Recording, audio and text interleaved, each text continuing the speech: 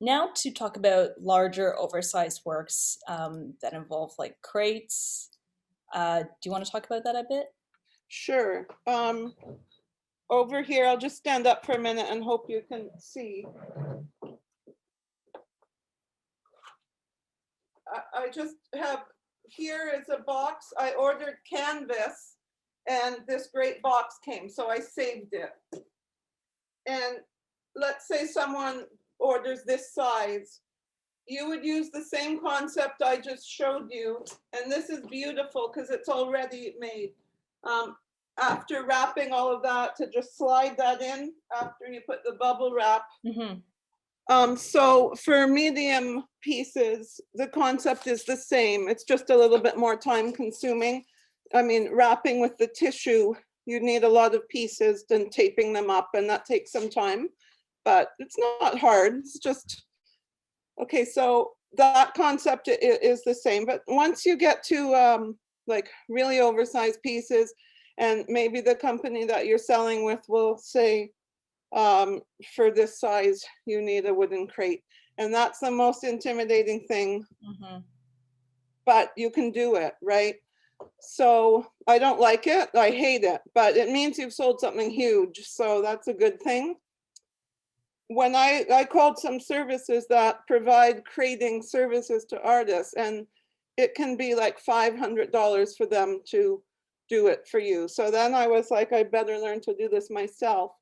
And I'm not that handy really, but I actually, I own a drill, and believe it or not, I can do it. So if that happens to you, don't be intimidated. The concept is the same. It's just now you're working with wood and you have to order plywood and you have to figure out the measurements to build, like,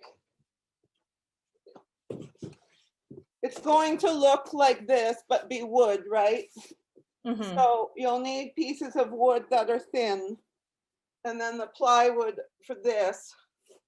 And then you drill it all together. And your best bet is look for art crating tutorials on YouTube and watch someone do them.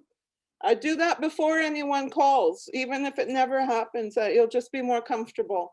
And you know, would tell the client that you need a few days to be able to put that together securely, because you might have to rent a U-Haul truck to go and pick up the wood or ask Canadian Lumber to deliver it. And so it's just a bit time consuming. But essentially, it's just nuts and bolts. Like, you get the pieces of wood and you drill them together, and I would get a friend or my dad or something to help out and to make that happen. And you just take your time and don't be afraid. It's doable. If you don't know how to use a drill, make something this weekend. Get a $90 drill at Canadian Tire and just have it on hand, and make a little thing. Make a little box on the weekend and just try it out. And then when the time comes, ask for help. And that's it. And the first one might look a bit funny, but it will be safe, so you're good. And you would pack the art itself in the same way. You want thick cardboard on either side and then bubble wrap, but now you're putting it into a wooden vessel instead of a cardboard one. And you know, that could get dropped at the side of the highway and run over, and it's still good, so you're good. Yeah, and that's the point, right? Yeah, yeah. And of course, like as you mentioned, like worst case scenario for folks who maybe like have run out of time or are just too intimidated, there are professional services out there for these kind of like bigger crating options. I found one recently and I connected with the guy who seems really nice in Toronto. He has a company called Millennial Art Services. Again, this is, you know, outsourcing something that you could potentially do yourself, but if it's too much for people, there are resources out there. So the next thing I was going to bring up is obviously all of this packaging comes with a cost. I get asked sometimes from artists like, not just, oh, how do I charge for delivery, but should I even charge for delivery? How do you kind of deal with that, Lorette? It's always good to have some idea of how much things cost before it happens to you, so that you just have some idea. So spending a few hours doing some research, how, like, I can tell you, you can name the country and I can tell you how much this one costs for me. But just in general, like small, medium, large, of whatever the thing you have. Maybe you have sculpture, and so they're three-dimensional instead of thin. And that's what I would suggest, is going again online. They're Purelator, Canada Post, they all have estimate, and just pick a few countries. Of course, the ones you'll use most are Canada, and maybe Canada, US, or maybe you're from Belgium and you have a lot of clients there. And so you want to know the main and most likely things, just to have an idea. And that way you can say confidently on your site, happy shipping is free, it's included. Because if you know let's say your thing sells for 1,000 and it costs 200 to ship, and you are happy to pay for that. Other companies, depending on the website, they pay out of their cut of yours. Others still ask you how much it is, and you tell them. And that can be really irritating because it's estimating every size. So it's always different. And the most empowering thing is to kind of have an idea, because large pieces can be a huge amount of money to ship. And it can be, I mean, when I was starting out, the shipping was more than the painting, even for a larger item. I just wasn't at that price point. Still, I'm not sometimes. So one option for large pieces, which makes me so uncomfortable, but it's very common, that you can offer rolling. So that's when you remove the piece from the wooden frame behind it, if you're working on stretched canvas.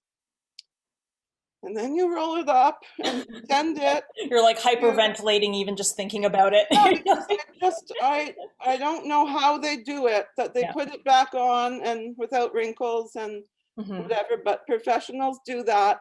And it might still cost a couple hundred, but save 800 on a large piece for shipping. So that's an option.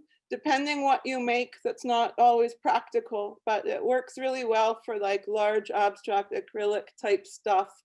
And you know, again, doing that bit of research to get familiar with how that compares to building a crate, for example. Yep. So sometimes you would suggest that to the customer, and then they would be like, oh, I don't know. So if you feel confident to say, oh, well, I know a great shop in Australia that does that, and I can contact them, and then you take that worry away from them and you send it directly to the shop. So you probably don't have to worry about all these things at the start. The worries will kind of come up as you grow, and then you'll be like, now I'm encountering this thing we talked about at that seminar a year ago. And yeah, hopefully you'll just feel like, I can tackle this and take it. And hopefully you will have all of these things to work out, even though they're stressful, because that means many things are happening for you. But yeah, the best thing you can do is arm yourself with information. Find out a general idea. How much roughly will this piece, you know, so a good idea, sorry, I'm running all over here. You know, let's say you just wrap up a piece for practice this weekend. And after you've bubble wrapped it and put it in, then measure it. And then use that as your homework. Look on Purelator, estimate. It's cheaper to take 3 months than it is for 1 week. So you can offer clients who aren't in any hurry, it's free shipping, unless you want, you know, if you need it right away, then you pay extra. But if you're willing to wait for the ship to come in, I'll include it. So those are all options. Yeah. I was gonna say something a bit about like for local deliveries. I guess whenever it's possible, if you can avoid relying on Canada Post or a courier, like if it's feasible for you to deliver it yourself and you have access to a vehicle, that's always something that I encourage people to do because it's kind of an excuse to meet the client.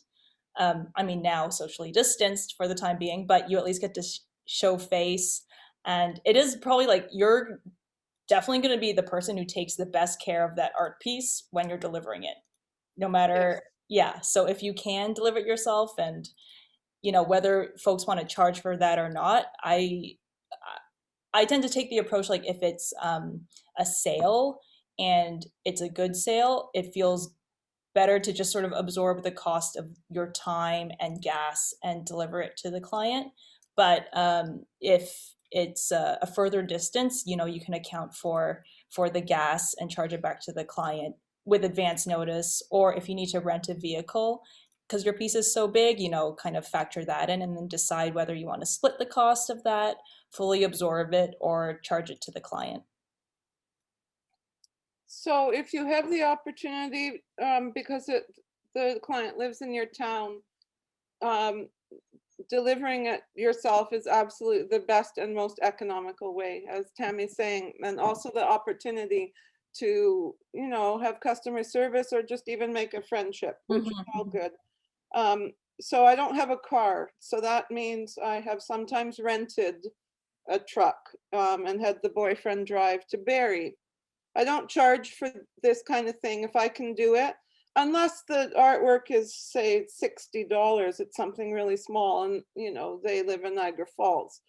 Then okay, but if they're paying, $600 or something, I'm going to go out of my way, even if it takes some time. So I've rented a truck. I've driven to Barrie. I often just go on the Toronto Transit and take it to them, no problem. I've walked, I've taken taxi. So all of those things are minor expenses if it's a several $100 plus sale, and then you're getting it to them safely. So that's the real bonus, is that it Mhm. changes hands and you don't have to worry in between about what's happening on the ship or airplane right now with your precious work. So I Yeah. mean, interestingly enough, when something like a Van Gogh flies from Holland to the AGO, a person goes on the airplane with it. That's why it's so expensive to have these shows, but it's so precious that a guardian comes with those. So when you see at the gallery, oh, this came in from Brazil or whatever, often that's the case. So if you can do it yourself, it makes it a lot less stressful, really. To close out the session, if you want to find Lorette, you can see her work on Partial there at her URL. And you can also, can they get at you on Instagram, Lorette? Yes, I'm at Instagram as well, Lorette.c.luzajic. Um, I'm there. Great. I'm on Facebook. Join me. I'm So friendly. Love to see you and connect with you anywhere, really. if you have questions for us at Partial or you want to learn about us, you can find us online, or you can get at me anytime by email there, tammy@partial.gallery. Thank you so much to Lorette for taking the time to share her wisdom and her experiences with us today. Yay! Thank you And so thanks much. everybody. Thank you all.